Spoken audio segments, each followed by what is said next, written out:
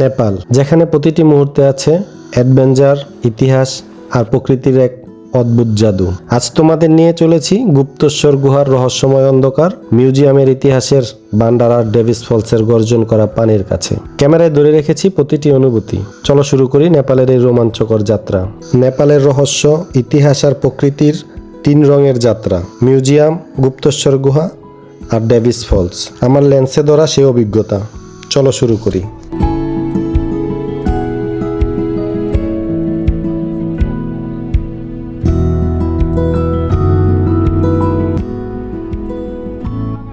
এখন আমরা পোখারার শহরের পথে আছি। আর দেখো কত সুন্দর বাড়ি এখানে। প্রত্যেক বাড়ি তার নিজস্ব রং আর ডিজাইনে যেন শহরের সৌন্দর্যকে আরো জীবন্ত করে তোলে। বড় জানালা, খোলা বাগান আর ছাদে মাঝে মাঝে নানা রকম ফুলের স্বাদ, সব মিলিয়ে শহরটাকে একদম মনোরম করে। পাহাড়ের পাশ দিয়ে বাড়িগুলো যেভাবে আলো পড়েছে সেটা সত্যিই চোখ দাদানো। অনেক বাড়ি এমনভাবে সাজানো যেন সকাল বিকেলের সূর্যোদয় আর সূর্যাস্ত দেখা যায়। এই রাস্তায় চলতে চলতে তোমার মনে হবে শুধু বাড়ি নয়, এখানকার মানুষও তাদের বাড়ির যত্নে শহরটাকে সুন্দর করে রাখে। সত্যি পোখারার এই দৃশ্য দেখলে মনে হবে শহর আর প্রকৃতি একে অপরকে কোলে ধরে আছে।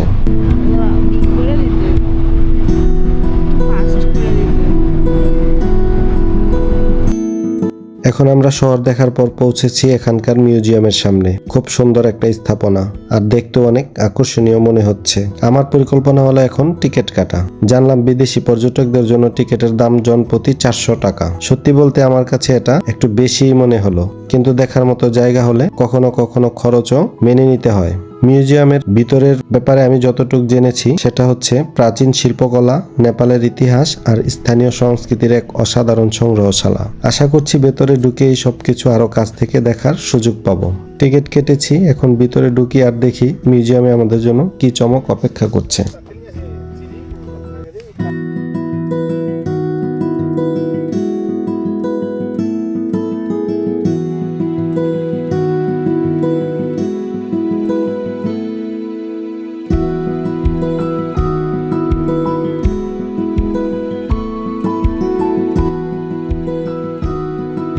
মিউজিয়ামের ভিতরে ঢুকতেই একটি স্থাপনার উপরে লেখা চোখে পড়ল, dedicated to mountaineers who lost their lives.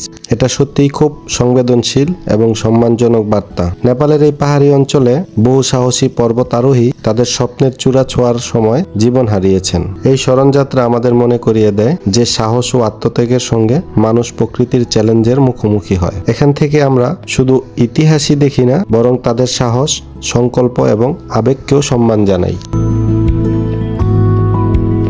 আমি এখন আছি নেপালের পোখারার সবচেয়ে জনপ্রিয় জায়গা, ইন্টারন্যাশনাল মাউন্টেন মিউজিয়াম। এটা নেপালের পর্বতারোহণ আর হিমালয়ের ইতিহাস জানতে চাইলে একদম পারফেক্ট জায়গা। ইন্টারন্যাশনাল মাউন্টেন মিউজিয়াম 2004 সালে খোলা হয়। এখানে মূলত হিমালয়, পর্বতমালা, পর্বতারোহী এবং পাহাড়ি মানুষের জীবনযাত্রা নিয়ে অসাধারণ সব প্রদর্শনী আছে। প্রতি বছর হাজারো পর্যটক এখানে আসে শুধু শেখার জন্য। এটা মিউজিয়ামের সবচাইতে ইন্টারেস্টিং অংশ, হল অফ মাউন্টেন পিপল। এখানে আপনি দেখতে পাবেন হিমালয় অঞ্চলের বসবাসকারী গুরুঙ্গ, থাকালি, থারু সব বিভিন্ন জাতিগোষ্ঠীর বাস্তব জীবনযাত্রা, পোশাক, সংস্কৃতি আর তাদের সংগ্রামী জীবন। এখানে আছে বিশ্বের উচ্চতম পর্বতগুলোর সম্পর্কে অসাধারণ তথ্য, মাউন্ট এভারেস্ট, অন্নপূর্ণা, ধৌলাগিরি সহ হিমালয়ের বিভিন্ন শৃঙ্গের ইতিহাস, মানচিত্র আর ভূগোল। যারা পাহাড় ভালোবাসেন তাদের জন্য এটা শেখার বিশাল জায়গা। এখন যে অংশটা দেখাচ্ছি এটাকে বলা হয় মাউন্টেন গ্যালারি। এখানে রয়েছে ইতিহাসের বিখ্যাত পর্বত আরোহীদের ব্যবহার করা আসল সরঞ্জাম, দড়ি, জুতো, ব্যাকপ্যাক, তাঁবু থেকে শুরু করে পুরনো অভিযানের ছবি আর গল্প। এই অংশটা সত্যিই রোমাঞ্চকর। যদি আপনি পোখারাতে আসেন তাহলে ইন্টারন্যাশনাল মাউন্টেন মিউজিয়ামে অবশ্যই ভিজিট করবেন। এটা শুধু দর্শনীয় নয়, এখানে আসলে আপনি নেপালের ইতিহাস, সংস্কৃতি আর পর্বতের বাস্তবতা খুব কাছ থেকে অনুভব করতে পারবেন।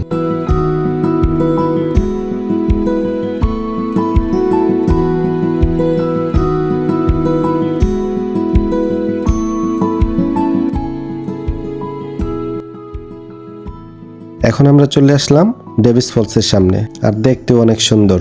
স্থানটা সত্যিই মনোরম। আগে টিকিট কাটতে হবে। টিকিটের দাম দেখতে দেখতে বুঝলাম এখানে ঢুকতে কিছুটা খরচ করতেই হবে, কিন্তু এই ঝর্ণার সৌন্দর্য দেখার পর মনে হবে পুরোটা খরচই সার্থক। চলুন এবার টিকিট কেটে ভিতরে ঢুকি এবং দেখার চেষ্টা করি এই প্রাকৃতিক চমকের সব বৈশিষ্ট্য।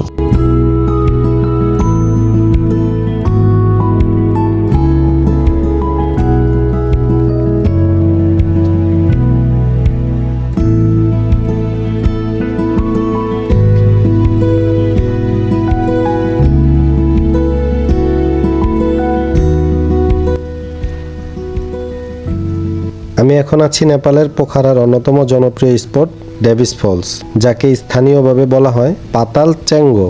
এর মানে হচ্ছে পাতাল ঝর্ণা। এটা পোখারার সবচেয়ে রহস্যময় আর সুন্দর একটি জায়গা।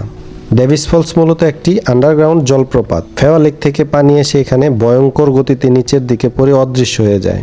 এটার বিশেষ ব্যাপার হলো পানি সরাসরি কোনো ওপেন জায়গায় পড়ে না, বরং ভূমির নিচের অন্ধকার সুড়ঙ্গে ডুবে যায়।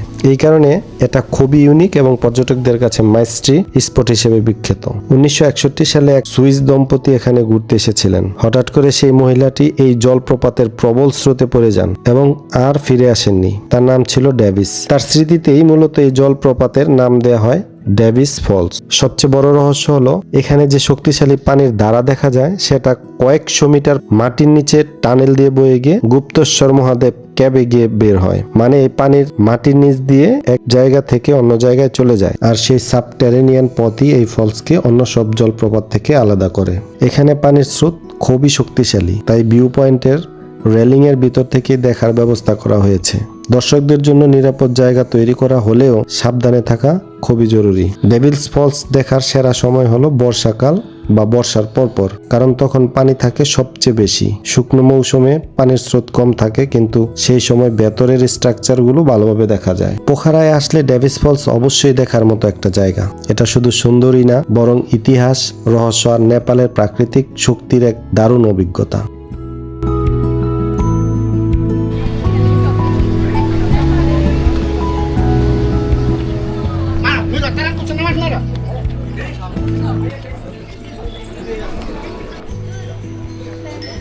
ডেভিস ফলস দেখার পর আমরা এখন যাচ্ছি গুপ্তেশ্বর গুহার দিকে। এটি পোখারার একটি বিখ্যাত পর্যটন স্থান, যেখানে রহস্যময় গুহা আর প্রাকৃতিক সৌন্দর্য একসাথে আছে। ভিতরে প্রবেশ করতে জনপ্রতি টিকিটের দাম মাত্র 100 রুপি, যা তুলনামূলকভাবে খুবই সাশ্রয়ী। যাত্রাপথেই তোমরা দেখতে পাচ্ছ শহরের পাশে পাহাড় আর সবুজের চমৎকার মিশ্রণ। এখন আমরা দাঁড়িয়ে আছি গুপ্তেশ্বর গুহার বাহিরে। এটি পোখারার একটি বিখ্যাত পর্যটন স্থান। বাইরের দিক থেকে দেখলে বোঝা যায় গুহার প্রবেশ পথ অনেক রহস্যময় এবং পাহাড়ের পাশে ঠিক একটি নিখুঁত অবস্থানে অবস্থিত। প্রাকৃতিক সৌন্দর্য আর পাহাড়ের সবুজ পরিবেশ গুহার চারপাশকে সত্যি মনোরম করে তুলেছে।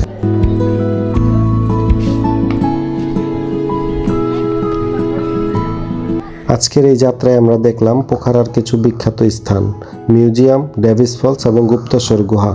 এগুলো শুধু পর্যটন স্থান নয়, এখানকার ইতিহাস, প্রাকৃতিক সৌন্দর্য এবং স্থানীয় সংস্কৃতির সঙ্গে পরিচয় করিয়ে দেয়। আশা করি তোমরা ভিডিওতে দেখার মাধ্যমে এই সুন্দর জায়গাগুলো উপভোগ করতে পেরেছো। তাহলে এটাই হলো আজকের আমাদের ছোট্ট একটি ভ্রমণ। বিদায় বন্ধুদের, দেখা হবে পরের যাত্রায়। ধন্যবাদ।